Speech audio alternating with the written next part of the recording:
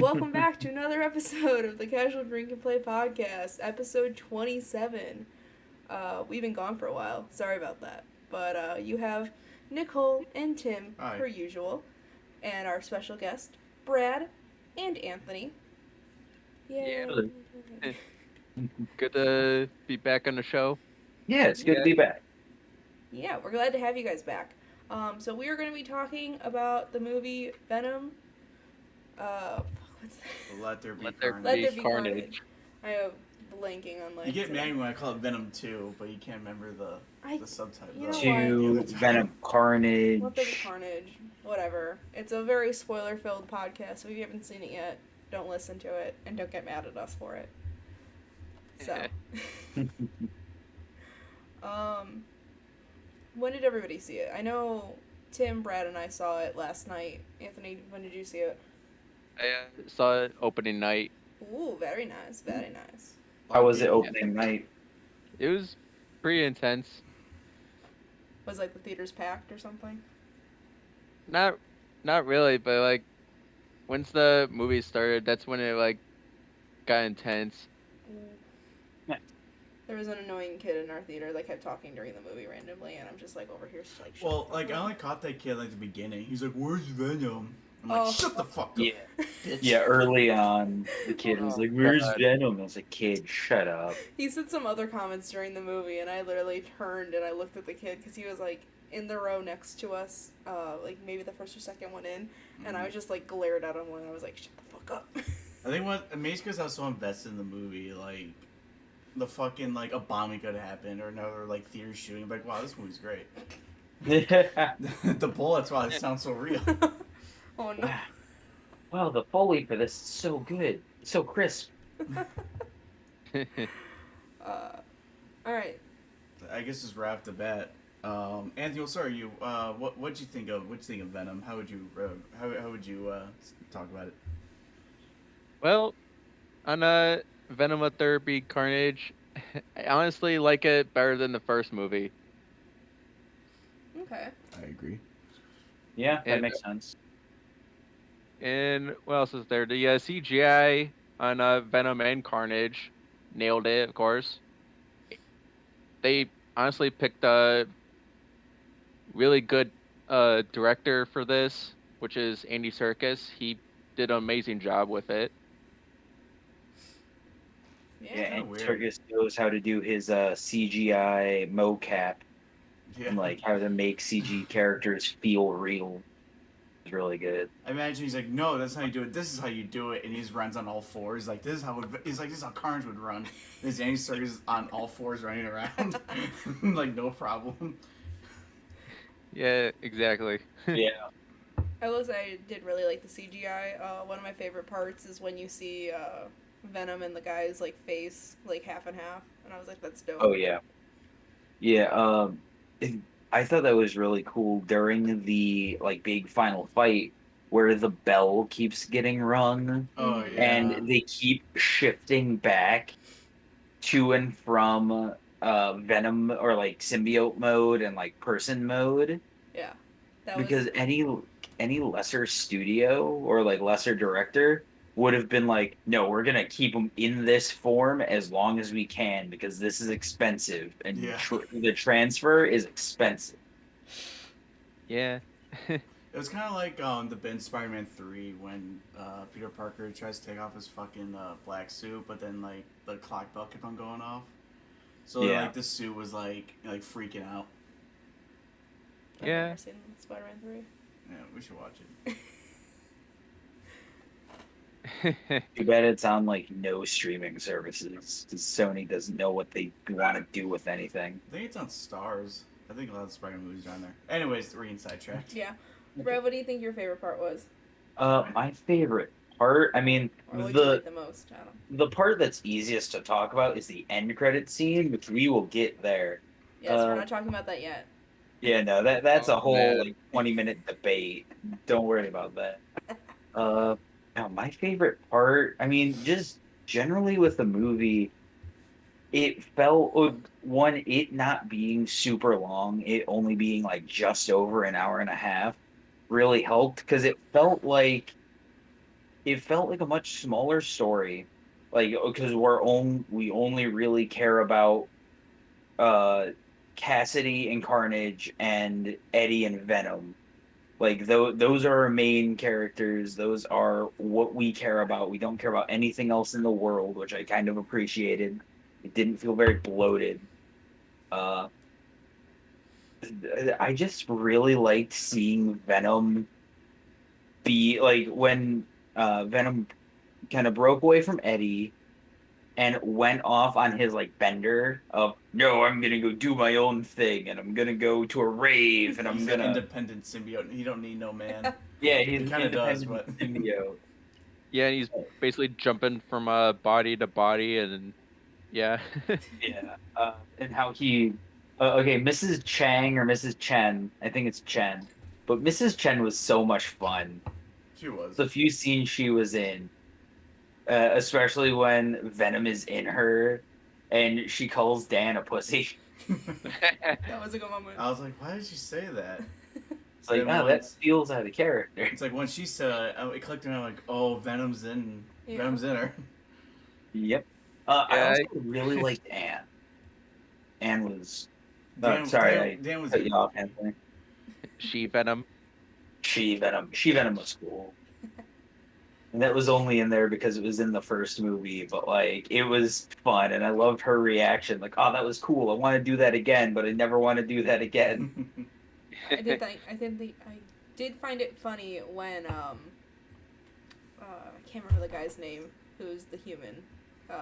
Eddie? Eddie. I can't ever remember You their can name. say Tom Hardy. Yeah, just say I Tom don't Hardy. want to say it. When he had to apologize to Venom and he was in Anne. Yeah, and he's just apologizing to Anne, and she's giving him the pep talk of like, okay, no, come on, you gotta be more sincere. Like, he's not buying it. You gotta do something else. But it's also kind of like I feel like Venom was just like playing it like maybe you can get her back in a sense because it was the whole like underlying thing was like Venom was trying to get them back together. Yeah, because So it's Venom like- did not like Dan, Yeah. with the new boyfriend, but Dan actually came through pretty clutch. Yeah. Mm. Yeah. That was supposed to be yours. Fire and sound without the sound. Okay, I got after we hear Nicole and Tim, I've got a really stupid thing that I came up with today that if I had any creative ability, like drawing or voice acting or whatever, I would totally do this. But I will share that after we hear from Nicole and Tim. Yeah. So, what were your thoughts, Nicole? Wow. Okay. Thanks, Brad. My favorite part, without a doubt, is the chicken scene where he's like, "I can't eat Sonny and Cher." I loved it so His much. pet chickens. Chickens were good. It's like, no, with our best friends. And like at the end where they're like sitting there by the statue and you see the two chickens and I was like, oh, they're still alive. I was so happy. I like that Eddie was like, he's like, you guys are being evicted. Yeah, after Venom leaves. It's like just the small things that just make me happy. So it's just like the chickens. I was just like, yes. What about you? I really liked I think it's kind of obvious, but Woody Harrelson as Cletus Cassidy. Yeah. I think Woody Harrelson Yeah, is yeah. just a good actor in general. I can't think of like a bad Oh, yeah. movie he's been in, True, yeah. but Yeah, he that's just true. played like it's like a culty like serial killer. Like he like he's like he could have been a cult leader, you know. Yeah. Like Yeah, like he a Charles has Manson the kind of charisma thing. for it. Yeah. I will say I did enjoy that they used his voice for the younger version of himself. Yeah, in the beginning. Yeah. Because, like, he has such a unique voice, and you kind of have to have him Mhm. voice the younger version of himself, because it's hard to, like, get that voice. Yeah. So, I did enjoy that. It was just like, wait a second. I also liked how they changed his hair. Yeah. Oh, Yeah, yeah. Definitely. Yeah, Definitely. Because I mean, it's kind of out there, but if the listener, if you haven't seen Venom, like the first movie, so the fucking end credit is Eddie meeting up with Woody Harrelson in the fucking theater, and he doesn't have this nice, he had nice hair in this movie. Mm-hmm. I think everyone probably had the best like wig, but in the first movie he had like a carrot top, like curly like red hair. Yeah, it was that's... fucking disgusting. Oh, I've Yeah. never seen it. I was like, oh, I like the actor, but no, not the hair. And then once it was announced Yeah. that it's like, oh, there's gonna be Venom, let there be Carnage. I'm like, God, they better change the fucking hair. And they did. He looked fine. Again, the transformations with him turning into Carnage was gnarly. Oh yeah. Mm-hmm. Oh yeah, that was pretty intense too. Yeah, because with Venom and Eddie, Venom is he's like a suit. He's covering Eddie, but Mm-hmm. with Carnage and with Cletus. Carnage and Cassidy, Mm. they like break apart and form into each other. Yeah. They're like one being in a sense. Mm-hmm. But they're not because it's a whole big point in the climax where Shriek is trying to be helpful by using her power, but it is a power that actively harms Carnage. So Carnage is trying to kill her, and Cassidy is like, "No, you don't. That's my wife. I'll kill you first." And Mm. it's that moment that Venom and Eddie are able to use the power of friendship to It's a good anime plot. yeah. I think at one point I leaned over to Tim and I was like, he has the power of God and anime on his side. The ultimate power. Uh, okay. Talking about we've talked about things we liked. Talking about things we didn't like. I'll go first. Brad's been holding us back. Hmm? Alright, go ahead, Brad. What do you not like?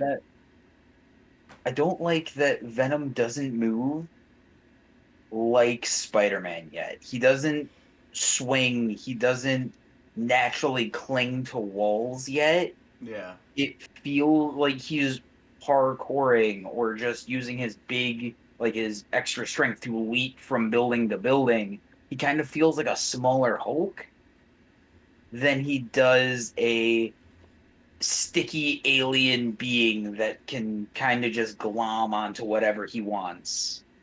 That's kind of like the point, though, in a sense, because this Venom is based off Ultimate in the Ultimate Universe, like Ultimate Venom, where it's just a symbiote, like all by himself. Yeah. So like he has tendrils and he like doesn't climb, like he uses his fucking like nails, like his claws to climb up walls. But if he were, because the traditional Venom is like Venom take over Spider-Man and then getting that like that radioactive Spider-Man DNA mixed in with the symbiote, which what gives him like the swinging and all that kind of fun stuff.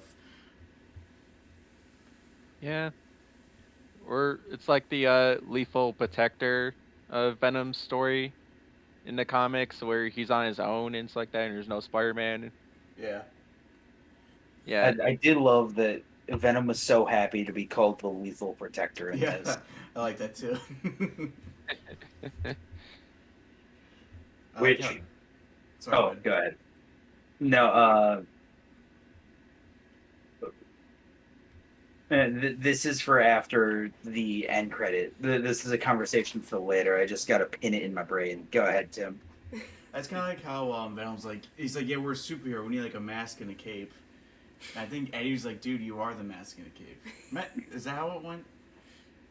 He didn't say anything. I think he just said like, like you're not gonna need that. Oh, okay. It was kind of like the look, like, Yeah. Yeah, really? I don't think Really, so. buddy?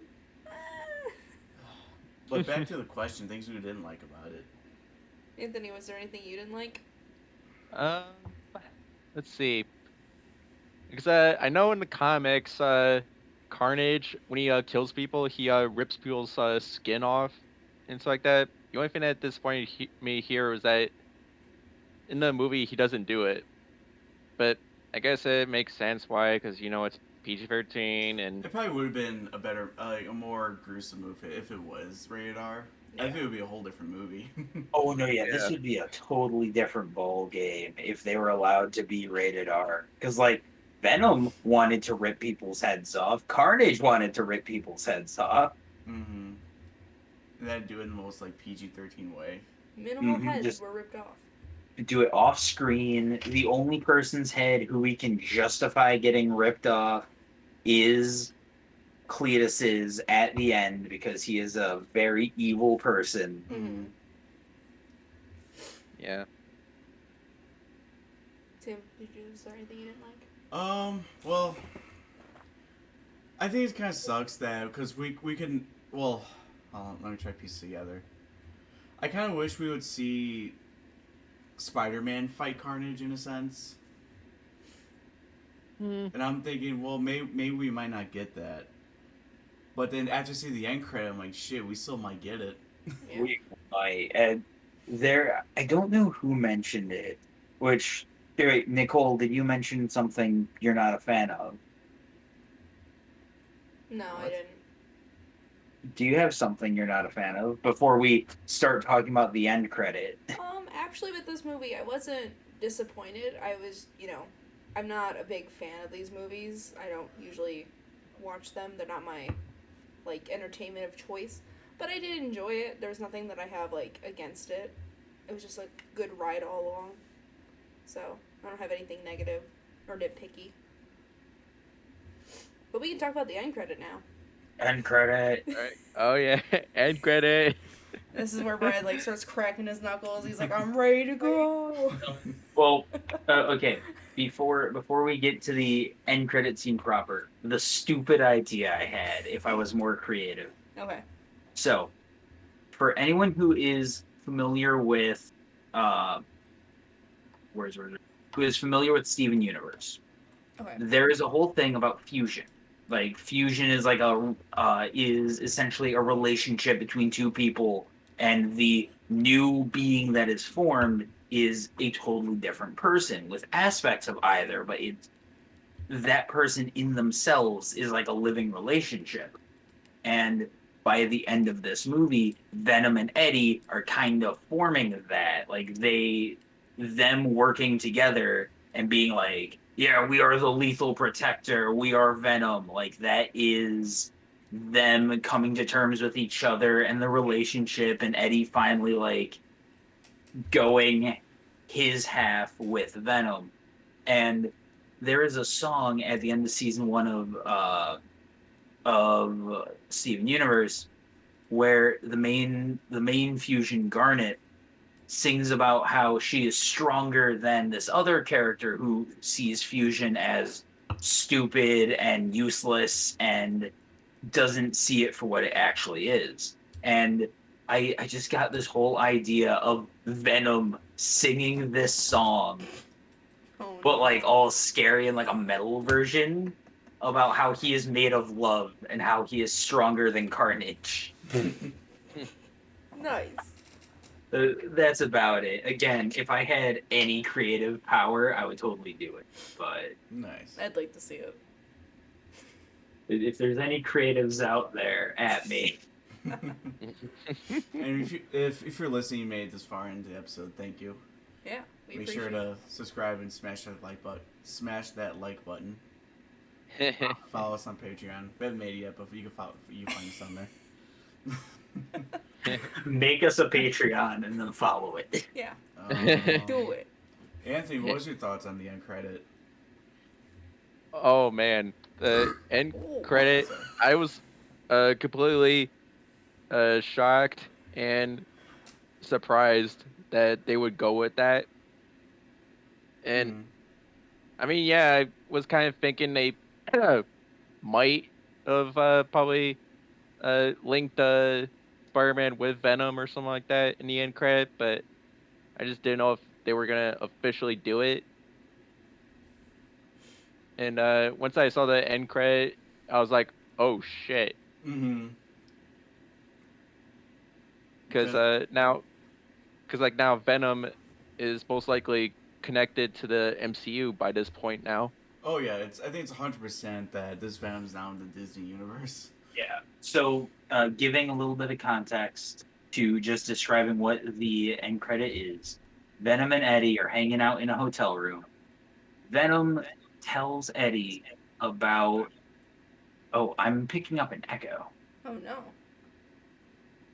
Talking.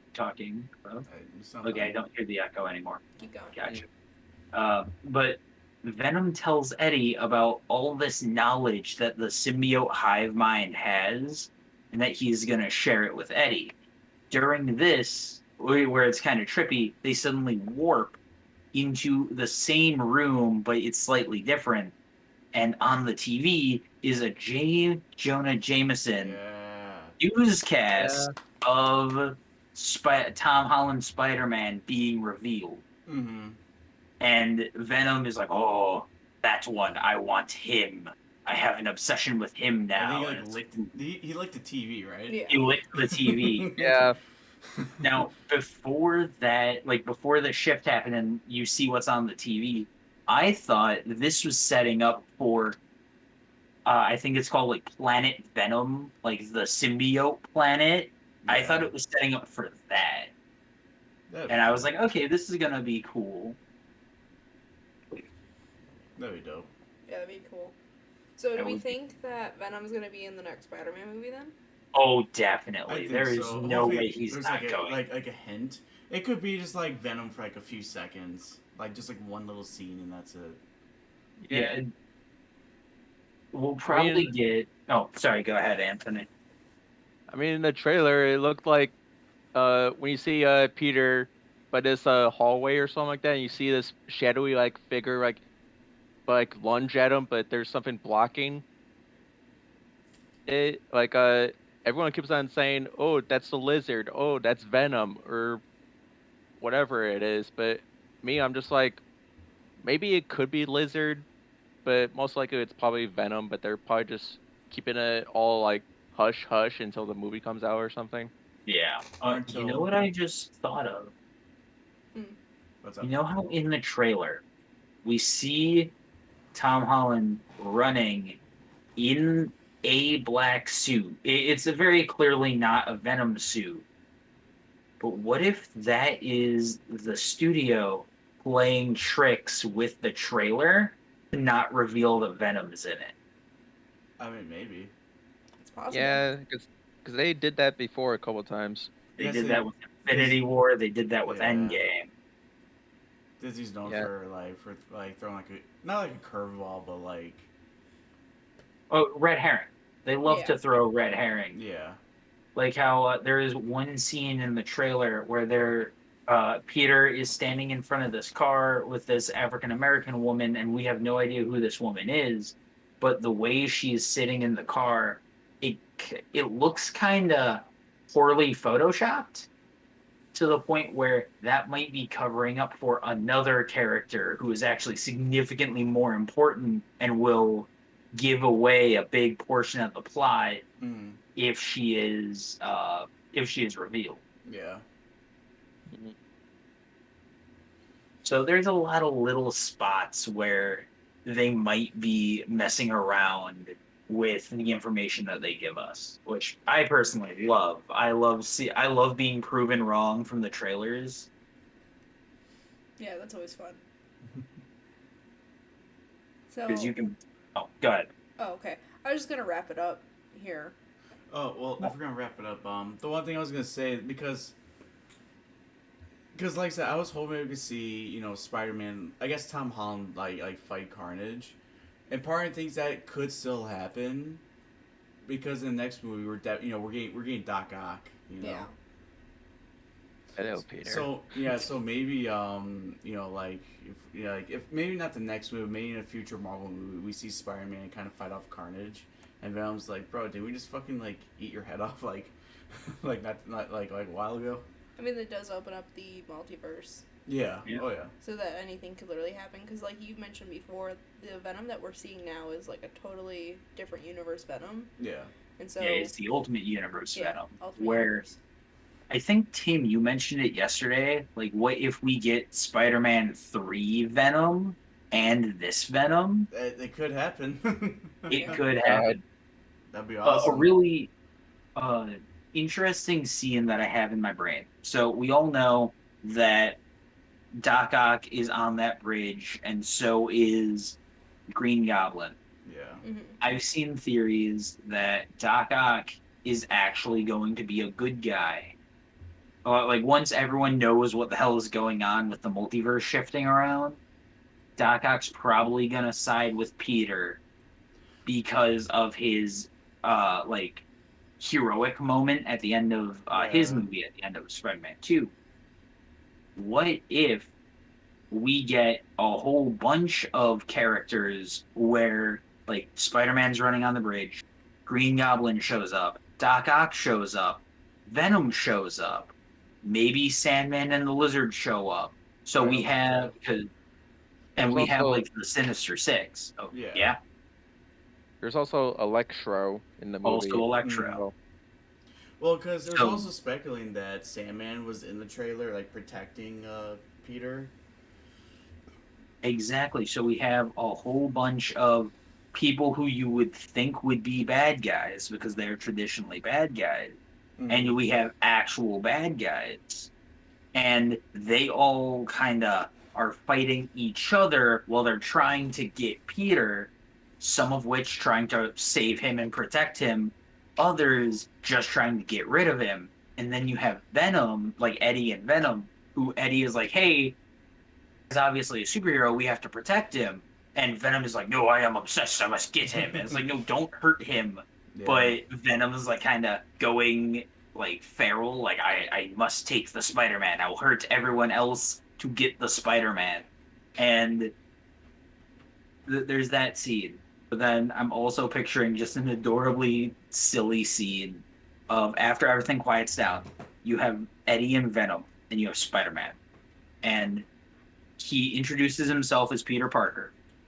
And Venom introduces himself as the Lethal Protector. And we get a callback to the, oh, we're using our fake names. That'd be funny. Because yeah, Marvel loves their callback. Yeah. yeah.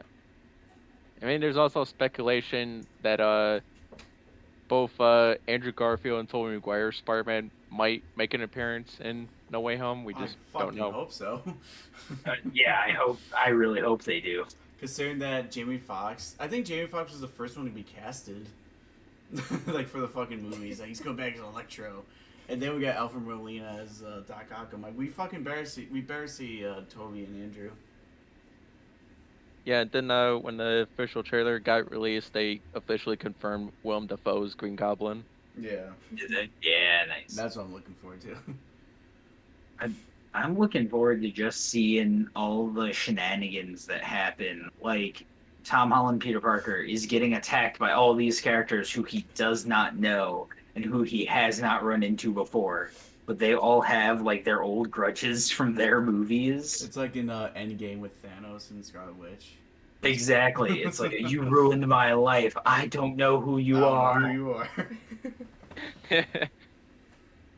Or what else is there? I mean, there could be a possibility about the Sinister Six thing. If Vulture and Scorpion might appear. Yeah, that'd be cool. Yeah, because they were set up. Well, Vulture had his own movie. I can say words, which I would love to see. Walter. Michael Keaton. Yeah, I would love to see him come back because he was such a cool character. Yeah, then I think that end credit teased Scorpion. Well, it had Scorpion, but it's like just Yeah, it had Scorpion and it had Vulture covering for Spider-Man. yeah.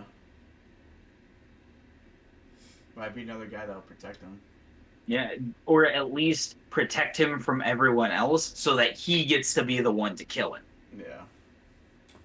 Hmm. I guess right before we wrap it up, just one little thing I wanted to add. Brad, I kind of like how after the movie you kind of looked it up, but the cop that got his ear busted, like he has his own what? Yeah, I was about to ask something in 'em. for if they were to make a third Venom, who do you think the main villain was gonna be? I guess it could be Toxin. I don't think he's a villain though. I think he's like another anti-hero. But yeah, if there's a third Venom movie, I'd love to see Toxin. I think that'd be cool. I think after the events of whatever happens in No Way Home, if Venom plays a like legitimate role or if he is only a cameo, he still exists in the Marvel Cinematic Universe. Yeah. So that means in his next outing, if he gets a next outing, we might get Toxin. We might get a return of the other symbiotes Yeah. from the first movie, like Riot and all of them. And we might get an introduction to the Venom planet, the symbiote planet. Which would be fun. Usually that would be awesome. And I would love to see a big screen version of the Venom Wars where a bunch of different superheroes get covered in Venom symbiote.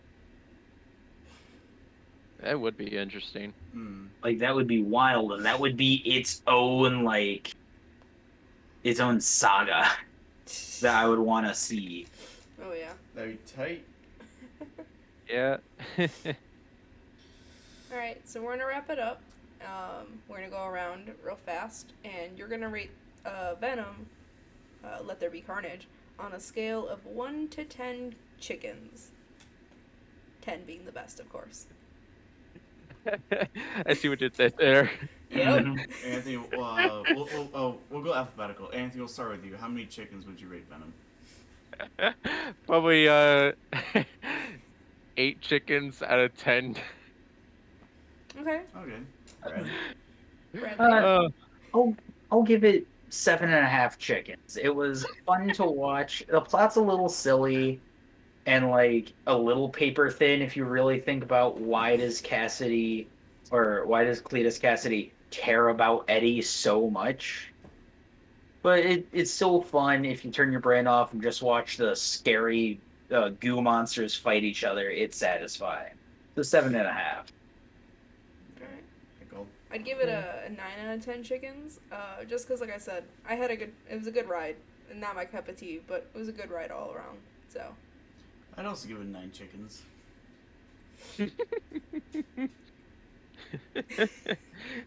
Has to be chickens. It has to be chickens. I was gonna say severed heads.